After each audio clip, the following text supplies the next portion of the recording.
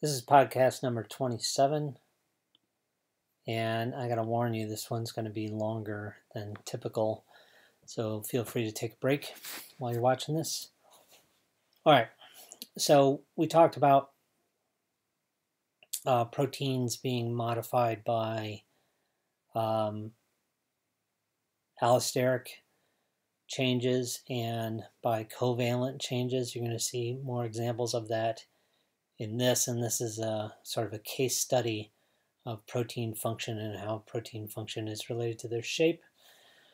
And then we're also going to talk about drug development, because the process of drug development I thought be important to talk about now, especially during this pandemic. Okay, when people see certain things, we have evolved a response in that we perceive fear, and that causes physiological changes in a person. Some people are deathly afraid of snakes. Some people are deathly afraid of sharks. I've actually worked on this. This is a great white shark. Back in the late 90s, I worked in South Africa on great white sharks and actually got to cage dive with them, and they're magnificent animals. There are great white sharks that weigh more than your car and are longer than your car, and they're really amazing animals, and I'd love to talk to you about them if you're interested. Oh, and I wanted to mention I have moved the test to Monday, so if you're watching this after Monday, you missed it. Just kidding. So that sort of statement can cause your heart to beat suddenly, maybe cause you to gasp with air. Sorry to do that to you. But how did that happen? So what sorts of physiological changes are happening when you get afraid like that? Well, you have a release of a hormone called epinephrine, also same thing as adrenaline. It's just two words meaning the same thing. This is a hormone. This is the structure of the hormone. It's a derivative of amino acids. Hormones can either be lipid-based or protein-based. This one happens to be protein-based, but they're examples of both. And hormones cause action far away from where they're released. That's a definition of a hormone. Usually it's released at one place in the body and causes a reaction far away from that place. So in the case of epinephrine or adrenaline, you have glands, specialized tissues of cells that sit on top of your kidneys called the adrenal glands, adrenal for adrenaline. They are innervated by a neuron. This is my drawn neuron going back to your brain. You see something, you hear something, you perceive something with your senses. You send an impulse to your adrenals, and they release adrenaline into your bloodstream.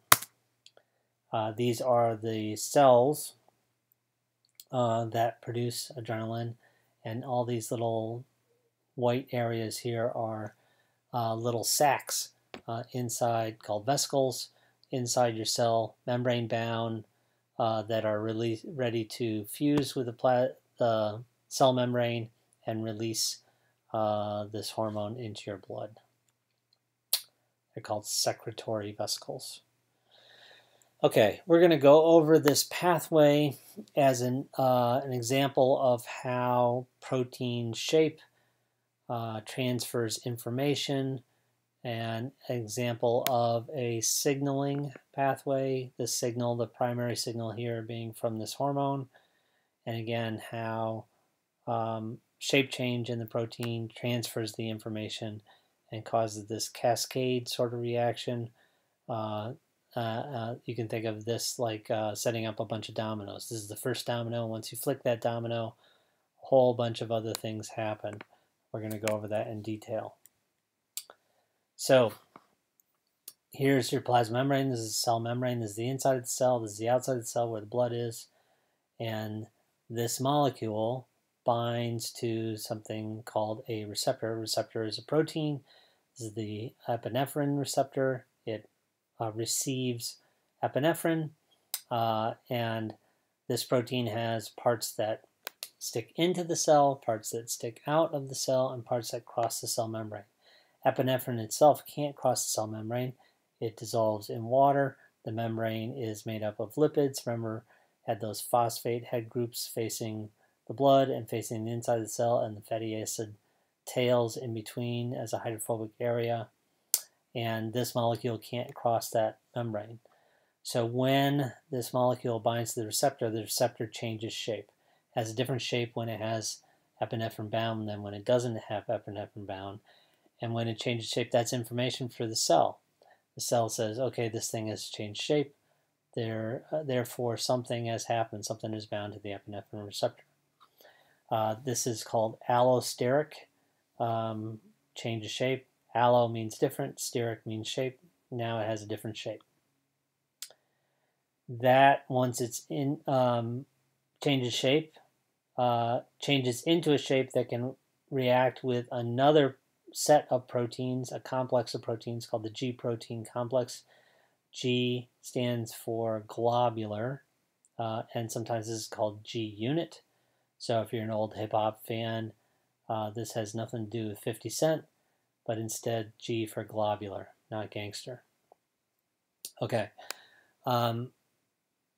The G protein subunit is floating around on this face of the membrane, and it can float into or out of this receptor.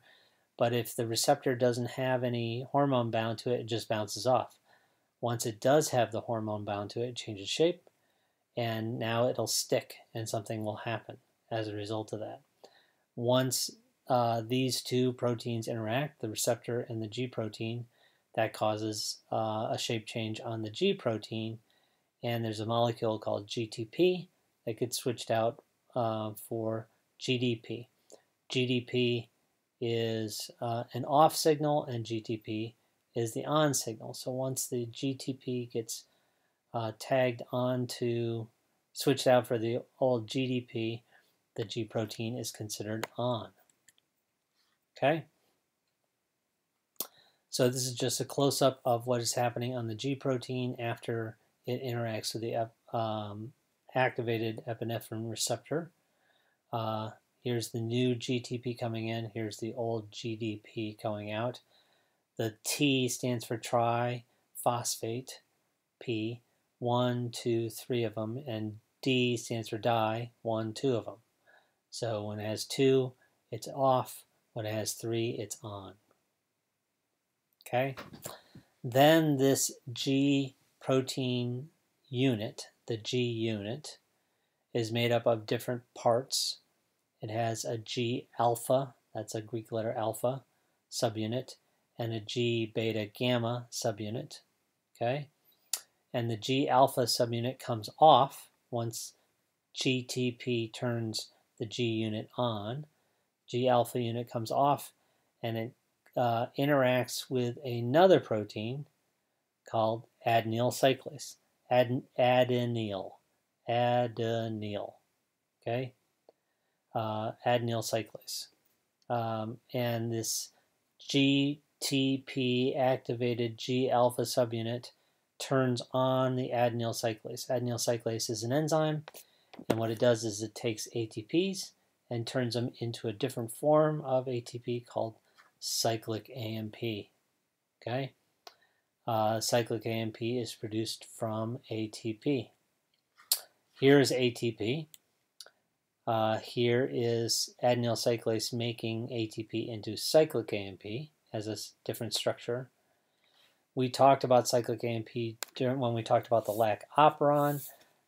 In bacteria, cyclic AMP is also a signal, and it is the opposite of whatever glucose is. So cyclic AMP is high when glucose is low. Remember we talked about that. Cyclic AMP is also a signal inside cells. In another class, if you take it from me, called cell physiology or cell and molecular biology, I teach both of those. We'll talk about cyclic AMP as what's called a second messenger. So the first message was the epinephrine, the hormone arriving in the blood. And the second messenger is made inside the cell, and cyclic AMP is an example of a second messenger. Okay? So adenyl cyclase makes cyclic AMP. Cyclic AMP binds to yet another protein called protein kinase A. Now, not so much in this class, but in other classes, you'll talk lots about kinases. Kinases are protein enzymes that take ATP, take the phosphate off of ATP, and add it onto something else. And when phosphate gets added onto something else, that's called phosphorylation, adding phosphate onto them. And phosphorylation is often a signal to turn it on. So phosphate gets added on to something that turns it on. Take a phosphate off, that turns it off. That's not always the case. Okay, we're going to see a situation later where it does turn it on in one sense, and then for another protein it turns it off. But putting a phosphate on or taking a phosphate off of something is a signal for turning it on or off. Okay? And so here is an enzyme that is going to add phosphates onto other things, and it gets turned on by cyclic AMP. And it's right here in this pathway. So we talked about the receptor. Receptor binds epinephrine. Then it can bind G protein. G protein switches out GDP for GTP. G protein interacts with adenyl cyclase. Adenyl cyclase turns ATP into cyclic AMP. Cyclic AMP turns on protein kinase A, and that's where we are, right there. And protein kinase A is going to use ATP in order to add phosphates from ATP onto other things. Okay, protein kinase A is going to take ATP and add phosphates onto other things. Okay, one of the things it's going to add phosphate onto is phosphorylase kinase. Okay, let me just back up here a second. You say, okay, this is a kinase, and this is a kinase. This is really common in cell signaling. They're called cascades. Okay, this is a domino effect. And what you'll see is one kinase activates another kinase in a series of dominoes. And each one of those is important, and each one of those things can take ATP and take the phosphate off of that and use that phosphate to turn things on or sometimes turn things off. Okay. One of the important things that gets activated in this response is GP, or glycogen phosphorylase. Okay?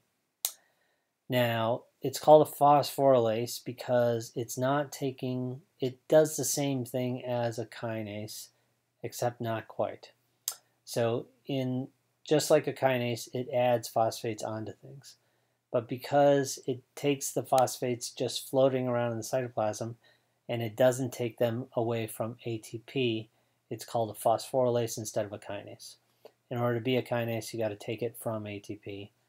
This is still adding on phosphates onto things, this enzyme here, this pink enzyme, but it's getting its phosphates from the cytoplasm, from phosphates floating around in the cytoplasm. Okay. This glycogen phosphorylase is going to act on glycogen, which we talked about in the last podcast, as a bunch of sugar molecules, glucose molecules linked together. And it's going to break apart those linkages between the sugar molecules. Okay? It's going to activate the kinase enzyme, activates this glycogen phosphorylase, and glycogen phosphorylase is going to break down glycogen and make glucose. Okay?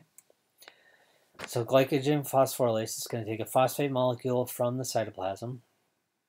It's going to break down these individual gray units of glycogen and make glucose with a phosphate attached to it, glucose 1-phosphate. Okay? and it's going to make lots of these, okay, thousands of these, okay.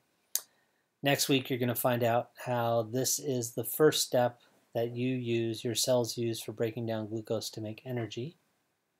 And so this molecule, glucose 1,6-phosphate, is easily used by the cell to make energy, as is glucose without the phosphate on it.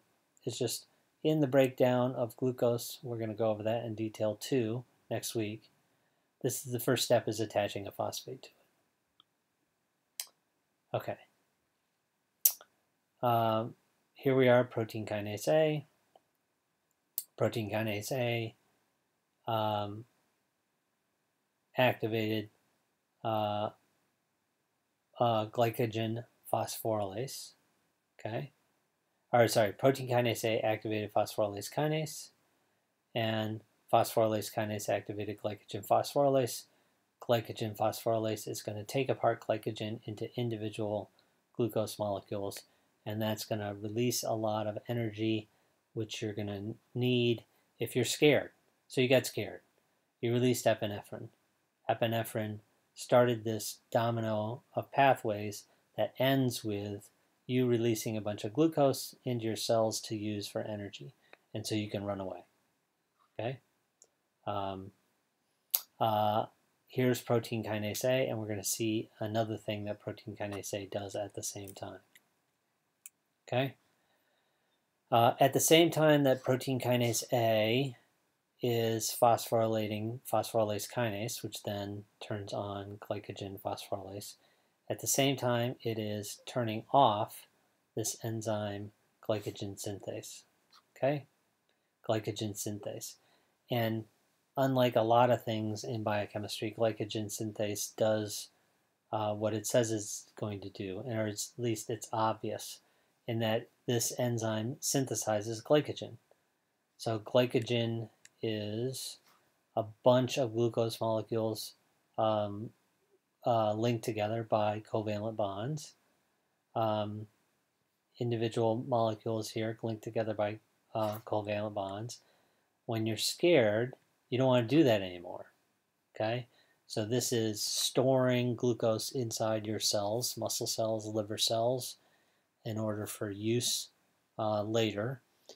If you want to make that glucose available to the cells to run away from the thing you're scared of, you don't want to at the same time be storing glucose. You want to stop storing glucose. So at the same time that protein kinase A is turning on the breakdown of glycogen, it's also turning off the storage and making of glycogen. Okay? So it shuts down glycogen production. Okay. One thing that is very common about signaling pathways, including this signaling pathways, is there's amplification as you go through the pathway. So one epinephrine molecule will bind and activate a bunch of G protein receptors, which activate a bunch of adenyl cyclase molecules, which makes thousands of cyclic AMP, which activates hundreds of thousands of protein kinase A molecules, which activates hundreds of thousands of phosphorylase kinase, and inactivates thousands of copies of glycogen synthase, and yields millions of glucose molecules being released as a result of this one molecule binding up here. So as you go from the top of the page to the bottom of the page, things amplify. You get more and more of a response as you go. Okay, if you look in what happens in the blood, so you can take a liver out of a fish, a recently killed fish, so the liver is still alive, and you give that liver adrenaline, and it will pump out glucose. So if you look at what is in the blood, it's actually glucose, not glucose 6-phosphate, glucose 1-phosphate. Sorry, let me get that right. Glucose 1-phosphate. That's what you find inside the cells, But outside the cells, like in blood, you find glucose. Okay? Inside tissues, there's an added phosphate inside tissues. And you'll see next week that this structure or this structure, super easy for the cell to break down and make energy. So the idea here is this pathway evolved so that if you're frightened by something, your body releases a lot of readily available, ready to break down energy so that you can run away. And there's a missing A there. Sorry about that. Okay, so how do we know this? Okay. If we look at how much glucose is released in liver and we add the hormone and you get a lot of glucose released. Then if we add something called an antagonist competes for epinephrine at this spot. Okay, so epinephrine binds to the receptor. You can have another molecule that looks like epinephrine but doesn't cause any of this stuff to happen, but it blocks the receptor. That's called an antagonist. This is how a lot of pharmaceuticals work. Okay, so you have your first antagonist and you get a lot less glucose released, and then you can have another antagonist, has a slightly different shape, and you get even less glucose released. Okay, these are antagonists. What do antagonists look like? They look just like the molecule, the hormone. So here's the hormone, and here's a drug, propranolol. Sorry about that, propranolol. And it looks very similar to epinephrine, and so it has a similar shape, and so it can bind to the same spot on the epinephrine receptor and block epinephrine from causing that cascade, signaling cascade. Okay. Glycogen is a glucose polymer, a whole bunch of glucose units put together. Here's glycogen phosphorylase working on glucose, releasing individual glucose units with a phosphate attached to them. Okay, this would happen inside tissue. If that glucose is going to be pumped out into the blood, that phosphate would be removed. Okay, glucose usually have a 1,4, alpha 1,4 linkage like I showed you in the previous podcast. Every once in a while, rarely, it'll have a 1,6 linkage and cause these sort of offshoots or branches in the glucose or glycogen chain. Okay, so if I'm taking glycogen and I want to get rid of one glucose from the chain, I use glycogen phosphorylase, which is stimulated by this pathway, and I get release of that glycogen phosphorylase. The epinephrine receptor itself crosses the membrane 7 times. So it's a single chain here. This is amino acid number 1. This is the last amino acid over here. And as it is folded up, it crosses the membrane many times. So these would be hydrophilic amino acids.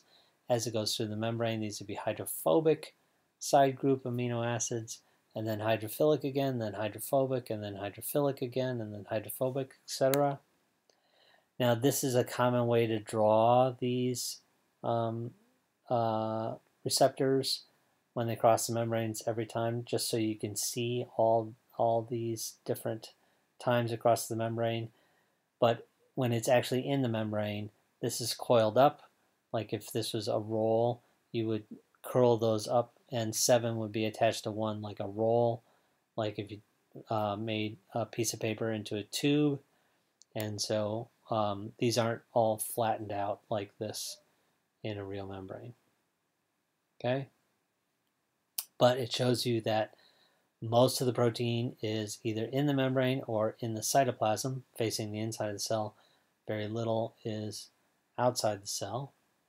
The part where epinephrine binds is in a pocket that faces the outside of the cell.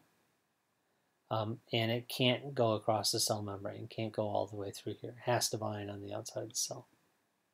Okay, so when epinephrine binds, it causes the whole thing to change shape. Okay, and that change of shape is detected by the G proteins. Okay, let's look at the G proteins. 3 different subunits here: alpha, beta, gamma. Here is the structure of what ATP looks like. Okay, it has the adenine base, the sugar. This is a ribose sugar, and 3 phosphates, 1, 2, 3. So ATP is a type of nucleic acid. GTP is just another kind of nucleic acid with G as its base, guanine as its base instead of A as its base, adenine as its base. Both of these are used as energy molecules inside the cell.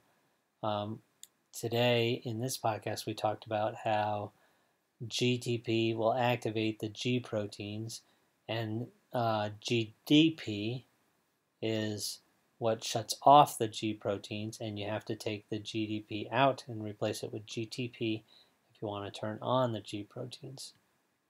Okay, here's that G protein. Okay, here's the 3 subunits. They're just drawn it like a cartoon here so you can see the different subunits easier.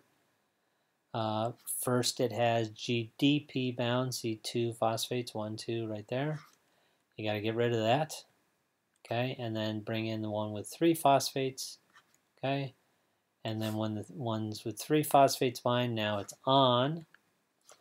The alpha subunit will separate from beta gamma, and the alpha subunit is what goes to adenyl cyclase to turn that on so it can make cyclic AMP.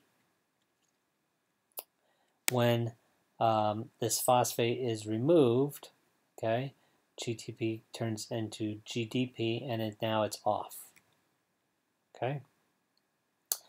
G proteins are typically stimulated for just a few seconds, a minute at the most, because adenyl cyclase is very efficient. It's going to make a lot of cyclic AMP, and so it's going to stimulate that pathway a lot. You don't want this pathway to be on forever. So you don't want your heart to be racing at 150 beats a minute forever. You want the pathway to be on, and then you want to shut it off. Okay. So let's look at what happens to adenyl cyclase. So if we look at adding G alpha subunits to turn on adenyl cyclase, or the G beta gamma subunits, if we don't add anything, adenyl cyclase does not work very well. Okay. If we add a small amount of G alpha subunits, you turn on adenyl cyclase a little bit. And if we add G alpha plus GTP, which is needed to turn on G alpha, plus the G beta gamma units, you get more stimulation of adenyl cyclase.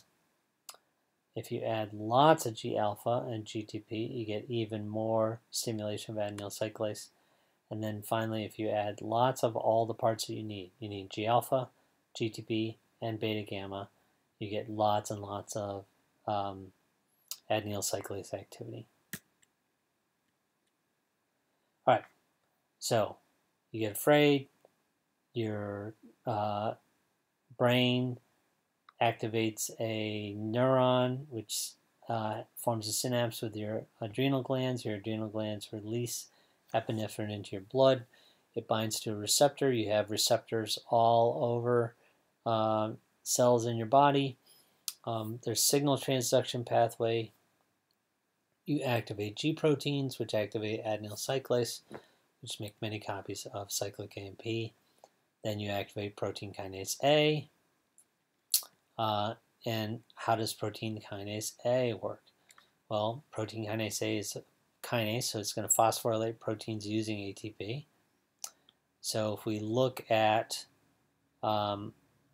just all proteins that are made, okay, and then we look at how many of those proteins have a phosphate group on them. If we don't do anything to the kinase, nothing shows up. But if we turn on protein kinase A, okay, by this pathway, now phosphorylated proteins start showing up. Depending on the substrate for protein kinase A, protein kinase A has different targets, and some targets it likes better than other targets. Okay, so this thing here, this experiment is called a Western blot or immunoblot. So what happens in these experiments is you take proteins, you coat them with a negative charge, you separate them through a gel according to size. Big proteins are on the top of the gel, small proteins are on the bottom of the gel, and then you try to detect a specific protein by using an antibody. Remember we talked about antibodies. Antibodies are specific for specific targets. That antibody has an antigen binding site, and the antigen in this case is a protein. And you can make antibodies that are specifically labeled with a chemical that makes light, so that when that antibody detects a protein on a gel, it lights up. And then you expose that light to a digital camera, and it shows exposes the digital camera and makes a dark spot. And the darker spot it makes and the fatter spot it makes, that means more protein. And if it makes a thinner spot like this or this, it means less protein. So in this case you can say, okay, the antibody didn't detect any phospholabeled proteins. In this case it detected a lot, and in this case not as many. Okay, this is called an immunoblot. Immuno for immunology, and that it uses antibodies. It's very commonly called a Western blot. Now this is kind of a funny story, so I'll take a little time with that. So the first kinds of experiments using this same idea detected DNA. What they did was they cut up a bunch of DNA, separated it on a gel, and then used radioactively labeled DNA to get this same sort of pattern. They lit up. And then in those days they used X-ray film because they didn't have digital cameras, and you got a black band on the gel, and in that case you could tell, was this DNA present in this sample or not. And the guy who invented that his name was Southern. His name was Ed Southern. And so everybody called it a Southern blot. Okay? And then they said, well, if we can do that with DNA, let's try it with RNA. And they separated RNA according to size on a gel, and then they labeled the RNA, and they got bands like this. And they said, I know, just as a joke, we'll call this a Northern blot, because the other one was called a Southern blot, after the guy named Southern. Okay? The scientists are really, really funny people. And then this one came along where it was using antibodies and detecting protein instead of RNA or DNA. And they say, okay, we'll call that a Western blot. Okay? And it just stuck. All right. But Western blot is detecting proteins. That's what these are on this gel. And they're using antibodies to detect proteins. Fatter band means more. Lighter band means less. Okay, and this is just to show you that in every lane I did load some proteins on there. It's not that this band is blank here because I didn't load anything. There's no proteins there. This proves that there are proteins there. It's just the antibody can't find any phosphoproteins. So there's plenty of protein in every one of these lanes. In fact, the same amount in every lane. Okay, same amount of protein in every lane. It's just the amount of phosphorylated protein goes up dramatically with substrate 1 versus substrate 2. All right, what does that mean? All right. Glycogen synthase is phosphorylated, okay? And glycogen synthase is, just like it says, it's the enzyme that makes glycogen. And glycogen synthase, actually, you want that to stop happening when you're afraid, because you don't want to make glycogen. You want to release all the glucose in glycogen. So in this case, it's an example of phosphorylation shutting this enzyme down, and then the band gets lighter. Okay? This is, in this graph here, this axis is a little bit misleading. It says this is loss of glycogen synthase units per minute. So this is loss of activity. It looks like the activity is going up, but actually what is going up is you get less, as you go up this curve, you get less and less activity with more and more protein kinase A, okay, because of that word loss, okay? So the more protein kinase A there is, the more phosphorylation of glycogen synthase, and the less glycogen synthase that is active, less glycogen gets made. Okay, so fear blocks glycogen formation. The other enzyme is phosphorylase kinase, and this graph is sort of complicated. If you look at this blue arrow, okay, the green arrow, okay, this is the activity of phosphorylase kinase, which has multiple subunits. So we're just looking at overall activity. In general, the activity goes up over time, and it goes up as it gets activated. And so phosphorylase kinase is the thing that is turning on the enzyme that's going to break down glycogen. And so phosphorylase kinase goes up. Glycogen synthase is the enzyme that is putting glucose subunits together, okay, and that gets shut down, okay, by protein kinase A. Protein kinase A does both things at the same time. All right. So if you look at what's happening in skeletal muscle and you look at what's happening in liver, they've all, both skeletal muscle and liver have all the parts of this pathway.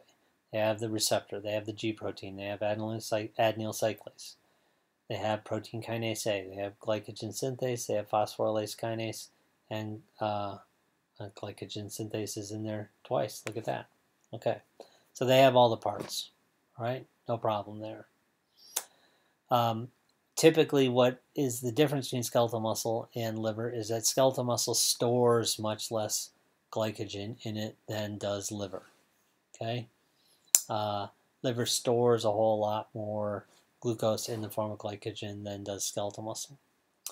So skeletal muscle and liver both get activated, but skeletal muscle also starts to burn the glucose that is released by epinephrine, and it quickly burns through most of that glucose. By the time it does burn through that glucose, then the glucose that's released from liver, because there's a lot more of it, can float in the blood, and the skeletal muscle can take that up to keep going, to keep running. So the glycogen that is first activated and released in your skeletal muscle might get you around the corner when you're running away from a scary animal or something like that, but the liver will get you down the street. So that's what muscles first, liver second means. Okay? So, again, as I said, you don't want to do this forever. You don't want to be scared forever. You want to run away, and then you want to recover. So how do you recover? Okay, you don't want your heart beating 150 beats a minute forever. So if you want to shut down this pathway, you take GTP and convert it to GDP. Take one of those phosphates off, that shuts off the G proteins. Cyclic AMP you can convert back into AMP, that shuts off protein kinase A. There are enzymes called phosphatases that work opposite to kinases, and whatever kinases put on those phosphatases take them off. So if a kinase turns something on, a phosphatase will turn it off. Or in the case of glycogen synthase phosphates turns it off, and a phosphatase would turn it on. Okay? And then the epinephrine is not going to stay stuck to that receptor forever. It'll come off, and then the whole pathway turns off. Okay, so there's an example of how hormones can cause this physiological reaction throughout your blood. And also an example how a very small number of molecules, like one epinephrine molecule, can cause thousands and thousands, millions in fact, glucose molecules to be released. A lot of drugs that are used in disease work the same way, in that they bind to some kind of receptor and they cause release of a big amount of stuff. Okay? So,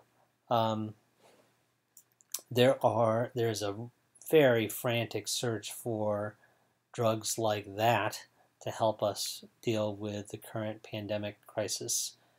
Right now, there are over 2,000 clinical trials related to COVID-19 that are happening right now, all over the world.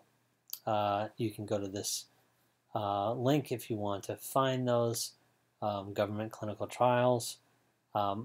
I talked about this in another class when the pandemic first started back in March, and at that time it was 200. So since March, 10 times more clinical trials have been started looking for drugs that could potentially help dealing with COVID-19. And a lot of people don't necessarily understand why does it take so long to get something to market. Like why is it going to take so long to get a vaccine? Why is it so long to develop a drug that could potentially help people who are really sick, even if it's not preventing people from getting sick? Once you get sick, how is it that you're going to hopefully survive and get better? So there in this country, and it's similar in Europe, there are different phases of clinical trials. Phase 0 is not always required, and certainly during this pandemic, a lot of times phase 0 is not used. So we're going to talk with phase 1. So you may, if you've been paying attention to the news, you might be you might have listened to some of the vaccines are already out of phase 1. So in phase 1, it's a very low sample size, sometimes just a dozen people, and sometimes not people, sometimes animals. Although now it's often people because trying to go fast. And in phase 1, not necessarily interested if the drug is going to work and that if it's going to make things better, but just is it safe? Is it safe to take this drug? And that's why it's used in very few people, because if the answer is no, it's not safe, you don't want to give that to hundreds or thousands of people and then have a bad outcome. And after you get through phase 1, then you go to phase 2, and this is where it's trying to find out, does it work? And does it work any better than something that is on the market now? There are many drugs that are in phase 2 right now. You might have heard some news about the drug hydroxychloroquine, which is a malaria drug that already exists in phase 2 trials. There haven't been any phase 2 trials that show that it does work in terms of giving people a better outcome who are infected with COVID-19. There are some studies that say that it doesn't make any difference, and some studies that say it's actually worse.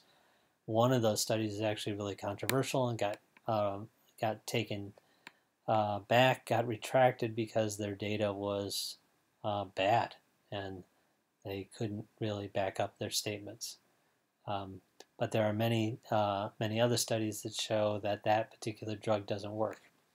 So it's unlikely that that particular drug will go further, won't go to phase 3 because phase 2 it failed. And in phase 3, this is given to much higher numbers of people, thousands of people. Typically it's given at multiple sites worldwide. And the question is, does it work better than what exists? So maybe you can show that it works, but it works 25% worse than drugs that are already on the market. Okay? You want to approve drugs that are better or that provide help to a population that couldn't otherwise use the drug. So maybe a drug is can't be used in somebody who's immunocompromised, and this new drug can. So even though it might not work as good as the common drug, it can be used in this new population. That's the sort of thing that happens in phase 3. And then phase 4 is after the drug can be prescribed and they're looking for long-term effects. It involves thousands of people, and this can happen even after, or it happens often after a drug is on the market. Okay? When you're trying to make things go faster, and that happens a lot for these COVID drugs, they combine phase 1 and 2 just to try to make things go faster. Okay? So why does it take so long? So in these things, you're waiting on human biology. So humans' cells react to things that take a certain amount of time, and so you can't just necessarily find out your answer tomorrow. It can take months to find out what's going to happen as a result of taking these drugs, just because of our biology, just because of how cells work, and that you can't really make go faster. So why go through all these phases? Well, there have been cases, recent cases actually, with vaccines where they thought they had a really good candidate, like in phase 2. This has happened in the Zika virus trials. They thought they had a really good candidate from relatively small numbers of people, and then when they ramped up to big amounts of people, they found that on average there were some very serious side effects, and taking the vaccine was worse than not taking the vaccine. So when we're talking about millions of cases, like in the case of COVID-19, and the whole world population is going to want to get immunized in this, you don't want to make a mistake. You don't want to make something that kills 20% of the people that get the vaccine. That's not something you want to start ramping up and giving to literally millions of people. So you want to be very careful that you have something that's safe and something that's actually going to help. You also don't want to give it to a bunch of people if it doesn't work, because people are going to think, well, I got immunized, I'm safe, and then the virus spreads even further because they're no longer being careful, no longer social distancing, because they think they're immunized and they're safe. So it's really important to go through these phases quickly. There have been some examples in the past where drugs were rushed and there were some horrible consequences in that there were really drastic birth defects or really poor side effects that could have been avoided if the researchers were just being more careful. Also, most drugs statistically don't make it through all the phases. Only about 10% of drugs survive to phase 4. For vaccines, about 11% survive to phase 4. So there's tons of news about when are we going to have a vaccine, when is it going to be ready, and there are many, many vaccines in trials. But scientists know that we could be disappointed in this just because of these statistics. 89% don't survive to phase 4. So when things go as well as they can go, it takes about a year to get through all these phases. But if 89% don't make it through that year, then you better have lots of backups. And in fact, there are many different strategies to develop these drugs, and like I showed you earlier, over 2,000 clinical trials going on now for COVID-19. And this is just a graphic showing you different phases and what happens in different phases for different types of drugs. These are telescope trials. This is the sort of thing that's happening now.